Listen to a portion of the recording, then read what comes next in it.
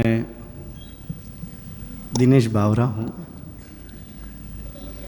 कल ही मैंने फ्लैट लेने को सोचा था दिल्ली में। कुमार विश्वास जी ने इतना ज्ञान दे दिया कि कैंसिल करना के सोच लिया भाई साहब। अब मतलब हद है, कोई बात नहीं लेना, अच्छी बात है। मैं माइक सेट कर लूँ पहले? नहीं, बहुत अच्छा है।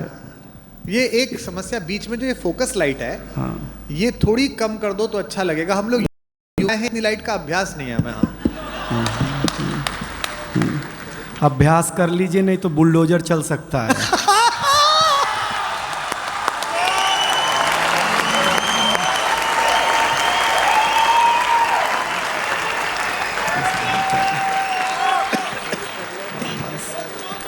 हाँ, बस समझिएगा, देखिएगा, मैं भी ज़्यादा समय आपके बीच नहीं रहूँगा। हम स्टार्टर हैं। हाँ, ये ओपनर था, मैं बोतल हूँ।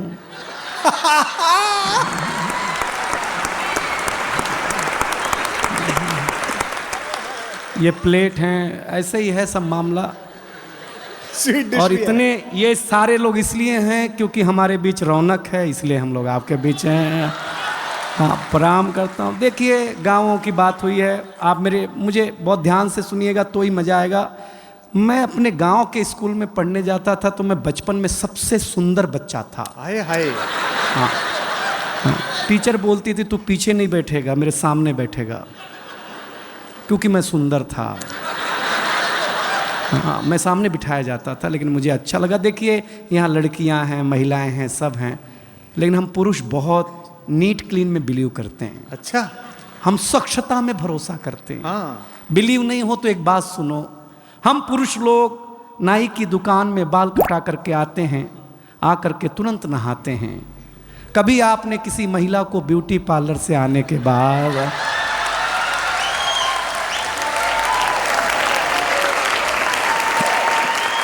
अगर मुंह धोते हुए भी देखा हो? हम पुरुष लोग हैं, स्वच्छता में भरोसा रखते हैं। कोई टेंशन नहीं लीजिएगा, गांव की बात हुई है तो मैं गांव की बात सुना दूंगा। देखिए, एक जानकारी दूं, इस दुनिया में फीमेल को बातचीत में अगर कोई हरा सकता है बोलने में, तो वो आरजे। महिलाओं से भी ज्यादा बोलने का काम अगर कोई करता है। और फीमेल आरजे को तो एक सुविधा है कि वो बिना मेकअप के भी ड्यूटी पे जा सकती हैं। बोलना ही है ना भाई, उसमें क्या बात है यार। लेकिन बहुत ताली वाली मत बजाइए, इज्जतदार घराने के लोग हैं आप, कोई टेंशन लेना मत। मैं बहुत जल्दी शुरू, देखिए हम 5 साल के थे। नहीं मत बजाओ, कहाँ चिंता कर रहे हो, हम कर रहे हैं अभी। हम 5 साल के थे तो हमारे पिताजी हमें स्कूल में जमा कराने ले गए। जमा कराने?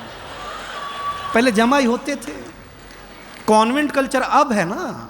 एक फादर घर में, बारीक है। एक स्कूल में ट्यूशन। हमारे ज़माने में ऐसा नहीं था। बगीचे में हमारा स्कूल होता था, ऐसे मास्टर जी बैठे हुए, ऐसे हम खड़े, ऐसे हमारे पिताजी खड़े।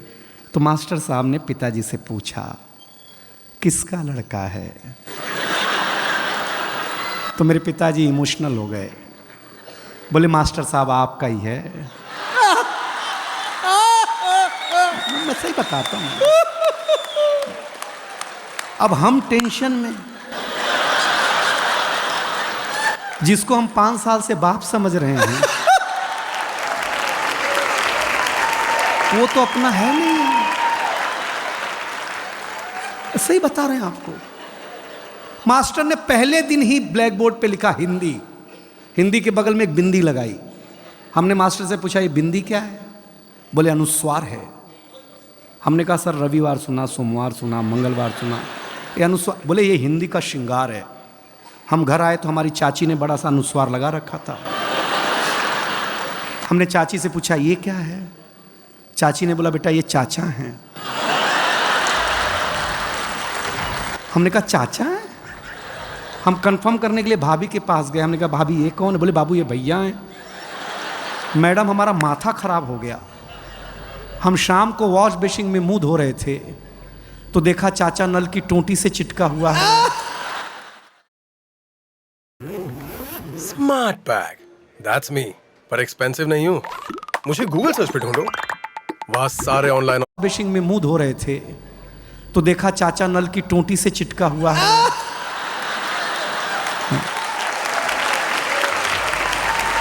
वॉश बेसिन के आईने पे चिटका हुआ है। चाचा को जब मैं कमोड पे चिटका हुआ पाया भाई साहब, मैं सच बताता, सवेरे हम कहीं भी लगा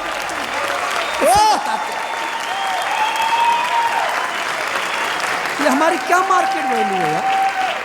कुमार विश्वास जी हमें पहली बार अमेरिका ले गए, फर्स्ट टाइम। हमको अंग्रेजी उतनी ही आती है जितनी लालू जी को आती थी। हम गए तो अमेरिका एयरपोर्ट इतना बड़ा, हम घूमने में थक गए तो डॉक्टर साहब आए, बोले दिनेश थक गए हो, जाओ पानी पी लो। हम पानी पीने गए एयरपोर्ट पे, हमको नल ही नहीं समझ में आया, इसमें पीना कैसे है। तो डॉक्टर साहब आए, पीएचडी हैं, बोले हाँ एयरपोर्ट है, अमेरिका है, टेक्नोलॉजी का देश है, ऐसे बटन दबाओ ऐसे पानी आएगा, पी लेना। रौनक भाई हमने बटन दबाया, पानी आया, कुत्ते जैसा पानी पिया भाई साहब, मैं सही बताता हूँ आप लोग। ताली बजाओ यार, मैं मजाक नहीं कर रहा, आपका आनंद लगा ना। कुत्ते जैसा भाई साहब, 1 मिनट में कुत्ता बना दिया उसने हमें। हमने कहा आज तो इसकी छुट्टी, दोस्ती कर ली हमने। जिसने कुत्ता बनाया था वहाँ के एक आदमी से, वो हमारे गांव आया, हम तुलसी माता के पास ले गए। हमने कहा ये हमारी अम्मा है। उसने तुलसी माता के पौधे को उखाड़ा, पत्ते पत्ते अलग कर दिए, बोले ये तुम्हारी अम्मा। हमारे भीतर का नोएडा जगह, हम उसको एक खुजली के पेड़ के पास ले गए। हमने कहा पिताजी से मिलो। उसने पिताजी को उखाड़ा, पिताजी ने ऐसा कार्यक्रम दिखाया, उसके बाद से ही सारे अंग्रेज लाल पैदा होने लग गए, पहले काले पैदा हुआ करते थे। हम सच बताते हैं आप लोगों को। लेकिन ये रेड एफएम, अभी तक तो मैंने आपके चेहरे पर मुस्कुराहट बांटने की कोशिश की है, लेकिन मैं इस महफिल को जवान करना चाहता हूं। देखिए नौजवानों, मेरी एक सलाह मानना, हमेशा लव मैरिज करो, लव मैरिज। क्योंकि लव मैरिज और अरेंज मैरिज में एक डिफरेंस है। लव मैरिज में अपने ही गर्लफ्रेंड से शादी होती है,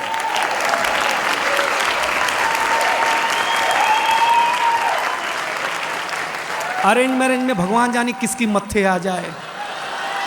लव मैरिज को खुसरो लिखता है, जिहाल मिस्की मुकुंद तगाफुल, दुराए नैना बनाए बतियां, किताबे हिजरा न दारम ऐजा न ले हूँ काहे, लगाए छतियां सखी पिया को जो मैं न देखूं तो कैसे काटूं अधेरी रतियां, जिसे पड़ी है जो जा बतावे पिया रे पी को, हमारी बतियां न नींद नैना न अंग चैना, न आ पाए न भेजे पतियां। ये इश्क है, समझ में आया? हाँ बस, पेमेंट एक बार की है। हाँ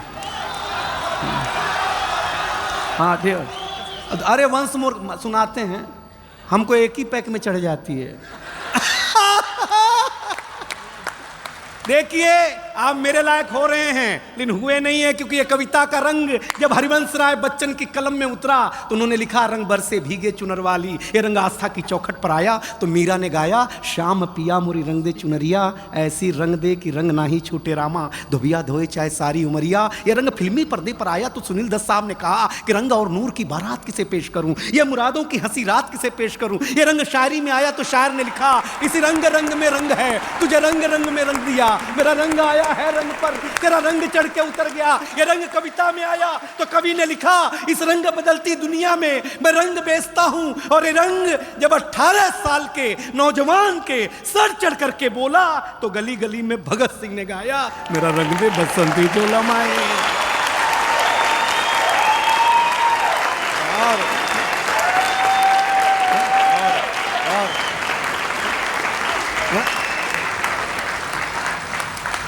ये ताली पहले बजा देते तो इतना खून खराबा नहीं करना पड़ता यार। तो ये समझते नहीं है यार ये लोग। लेकिन आप सचमुच अच्छा सुन रहे हैं, बहुत बढ़िया सुन रहे हैं। जो इज्जत आप हमें दे रहे हैं, अगर हमें घर मिल गई होती तो इतना दूर झक मराने आते भाई साहब तर से। लेकिन बहुत अच्छा है। मैं एक कविता सुनाने का मानस है। आप डॉक्टर साहब एक ऐसी कि मेरे नौजवान दोस्तों, मैं भी नौजवान हूं, एक निवेदन करता हूं, किसी भी चीज की आपके जीवन में उपयोगिता उतनी होनी चाहिए जितना काम हो। तब एक कविता आपको हंसाया हूं, सुनिएगा, क्योंकि हमारे गांव की कविता सुनाई रोहित शर्मा जी ने। डॉक्टर कुमार विश्वास का जादू अभी आपके ऊपर छाने वाला है। सुदीप भोला जी आने वाला है, हमारी बहुत अच्छी गजल गो बैठी हुई हैं। तब एक कविता बिना भूमिका के, क्योंकि आप सबसे बुद्धिमान जनता है दिल्ली की और सबसे बुद्धिमान कवि आपके सामने खड़ा है। इन दोनों के बीच में मैं क्लास टीचर की भूमिका नहीं निभाना चाहता, हम दोनों बराबरी के हैं। तब कविता शुरू करना चाहता हूं। सूरज तेजी से ढल रहा है। रेड एफएम के श्रोताओं, दिल्ली वालों, सूरज सुन लेना। अब तक मैंने आपको कोलाहल में सुनाया, अब मैं आपको पिन ड्रॉप साइलेंट में देखना चाहता हूं। क्या सुनते हैं कविता? सूरज तेजी से ढल रहा है, जमाना रोज बदल रहा है। एक फकीर ने टीवी पे प्रवचन देते हुए कहा कि अगर आप मोह माया से दूर रहना चाहते हैं तो मुझे लाइक कीजिए और साथ में मेरा YouTube चैनल सब्सक्राइब कीजिए। ये वही है, सूरज तेजी से ढल रहा है, जमाना रोज बदल रहा है। एक संत ने टीवी पे प्रवचन देते हुए कहा कि अगर आप मोह माया से दूर रहना चाहते हैं तो मुझे लाइक कीजिए, साथ में मेरा YouTube चैनल सब्सक्राइब कीजिए। आज नहीं तो कल होना चाहता है, हर कोई वायरल होना चाहता है। पहले मेरा बच्चा घर से बाहर जाता था तो मेरा जी घबराता था, घड़ी पे नजर रहती थी, समय पे नहीं आता था तो मैं पड़ोस में पूछने चला जाता था। लेकिन अब मैं लाचार हूँ, बेकार हूँ, क्योंकि खुद के ऊपर खुद का बस नहीं चल रहा है। मेरी आंखों के सामने मोबाइल मेरे बच्चे को निगल रहा है। मैं ताली मांगूंगा नहीं कि मैं कर्तव्य निभा रहा हूं, मोबाइल मेरे बच्चे को निगल रहा है। न मैं चिल्ला रहा हूं, न किसी को बुला रहा हूं। इस घटना ने मुझे परेशान कर दिया है। अभी मैंने अपने बच्चे का बचपन देखा भी नहीं कि इस मोबाइल की दुनिया ने उसे जवान कर दिया है। ये मोबाइल बिल्कुल नहीं मांगूंगा पीछे वालों कविता। आपके घर की त्रासदी गा रहा हो तो त्रासदी की पीड़ा मेरे तक पहुंचाना। ये मोबाइल जिसका भी आविष्कार है उसका सम्मान है, क्योंकि इसका हमारे जीवन में बड़ा योगदान है। लेकिन इसके भीतर के कुछ आविष्कारों ने हमें भोगी बना दिया है। शरीर तो शरीर, मनोरोगी बना दिया है। इसने हमारा सुकून छीना है। एक पंक्ति पढ़ रहा हूं आपके चौखट के भीतर के परिवार में, अगर घटता हो तो बताना। इसने हमारा सुकून छीना है, इसने हमारा सुकून छीना है, हमारा साकार छीना है। इसने हमारा सुकून छीना है, हमारा संस्कार छीना है। एक साथ बैठ करके बतियाने वाला परिवार छीना है। इसने छीना है नई किताब की सुगंध को। इसने छीना है नई किताब की सुगंध को। इसने छीन लिया है निमंत्रण पत्र पर हल्दी की गंध को। वाह वाह, इसने छीन लिया डॉक्टर साहब निमंत्रण पत्र पर हल्दी की गंध को। इसने घूंघट छीना है, हर रात छीना है, चैट की आड़ में संवाद छीना है। पढ़े लिखे लोगों जरी दो पंक्ति समझ जाना तो बताना। चैट की आड़ में संवाद, आप कहेंगे कि ये सब नुक्ता चीनी है, लेकिन भाई साहब कलेजे पे हाथ रख करके सोचेंगे तो कलेजा फट जाएगा, क्योंकि इसने आपके जीवन जीने का आधार अर्थात उत्सुकता छीनी है। इस दुनिया ने, अगली पंक्ति आ रही है, संभाले रेड एफएम की जनता, इस दुनिया ने कुछ अजीब सा परोसा है। आज हमें गुरु से ज्यादा गूगल पे भरोसा है। आज हमें गुरु से ज्यादा गूगल पे भरोसा है। गूगल पे भरोसा, ये जो विज्ञान है इसके पास शरीर के रोगों का समाधान है। ना आत्मा का नाद है, न सुकून की बोली है। सुलाने के लिए तो बहुत कुछ है इसके पास, लेकिन जगाने के लिए नहीं, एक छोटी सी गोली है। और अंतिम 4 पंक्तियों में मुझे विदा करें, जगाने के लिए नहीं। अगर इस दुनिया से आप चाहते हैं खुद को बचाना तो ज़्यादा नहीं इस दुनिया से थोड़ा दूर होगा जाना, वरना ज़िंदगी के मखमली एहसास के हरे भरे जज्बात खो देंगे। अभी ये निर्णय आपका है कि आपको कैसे रहना है, कैसे जीना है। इन घर में एक बार बैठ करके ज़रूर सोचिएगा कि इस मोबाइल की दुनिया ने आपसे क्या क्या छीना है। अंतिम निवेदन अच्छा लगे तो ये पूरा संसार मुझे हाथ उठाकर ताली देगा, ये दावा है। अंतिम निवेदन इतना है कि अपने नौजवानों, मेरे मित्रों, मेरे भारतवासियों, अपने हौसले को बुलंद करना सीखिए। मोबाइल चलाना तो सीख लिया है, थोड़ी देर बंद करना सीखिए। बहुत अच्छा, क्या बात है, वाह, वाह, वाह।